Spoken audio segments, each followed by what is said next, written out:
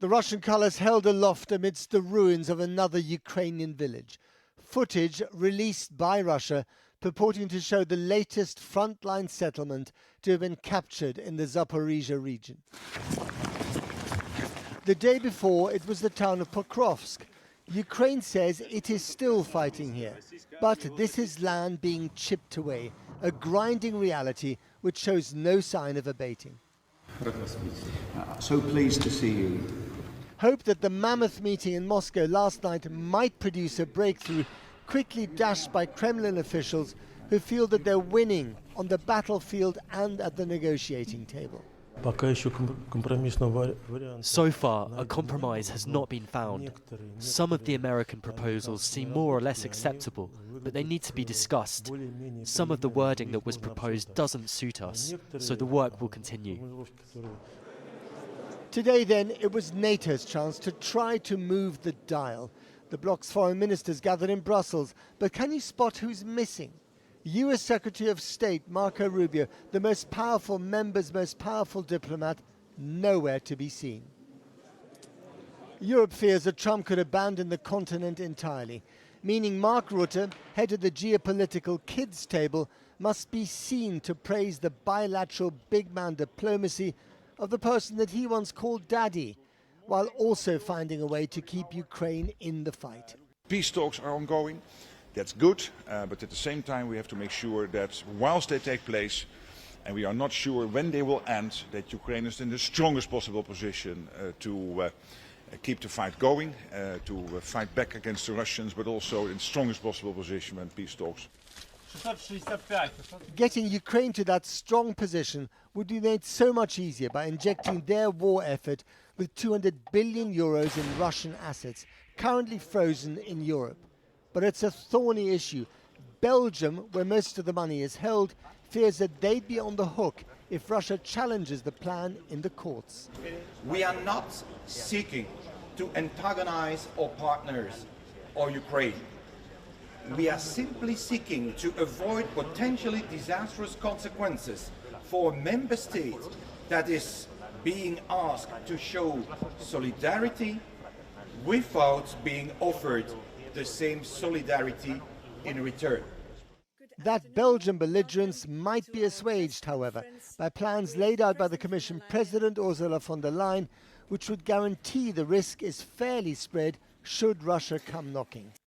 We have listened very carefully to Belgium's concerns, and we have taken almost all of them into account in our proposal that is today on the table of the reparations loans. We have to increase the costs of war for Putin's aggression, and today's proposal gives us the means to do this. Yes, even President Putin decorates a Christmas tree for the cameras. He is surrounded by volunteers who've made sacrifices for the war effort in Ukraine. He may not be winning this war decisively after almost 4 years and over 1 million casualties, but nor is he losing. And he probably believes he has two things on his side: time and Trump.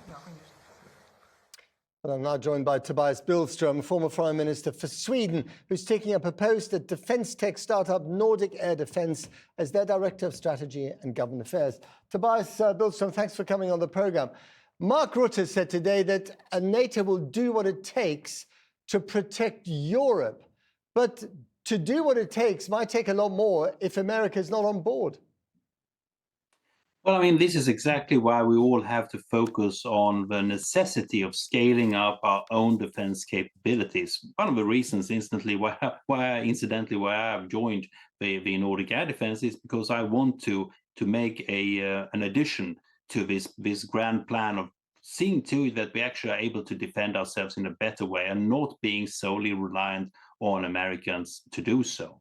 And as a matter of fact, we should be honest about this. There has been some merit to the American criticism of Europe not doing enough to scale up the defense capabilities over a sequence of years, maybe even decades. And we should take that seriously. And under the present circumstances, it is even more pressing to do so and to see that we can also deal with the asymmetric threats that Russia might hurl against us, even if the war ends with the Ukrainian success, Russia will be there as a revanchistic, antagonistic state, and we have to take that into consideration. But is it also time to stop calling Trump things like daddy, as Mark Rutte did, of trying to kiss his rings, when in fact he seems to vacillate, from one side to the other about how much he's prepared to defend Europe, which he has described as one of America's foes and a strategic competitor?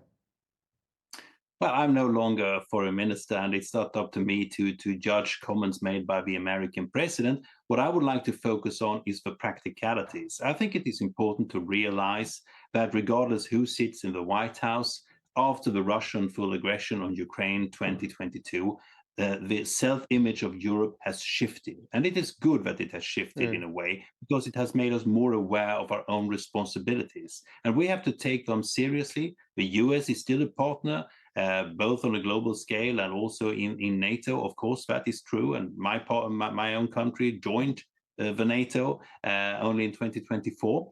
And we believe ourselves to be a loyal ally. But in order to feel the loyalty, you also have to be practical about this. And the practicality is to take the defense capabilities seriously. Okay. Do you regret joining NATO? I mean, you ended years of not being in NATO. You hauled yourself over those hot coals. You're now in NATO. Do you regret doing that? No, on the contrary. I think this was a necessity. I would have liked us to join much earlier, of course. That was how I felt about it for many years.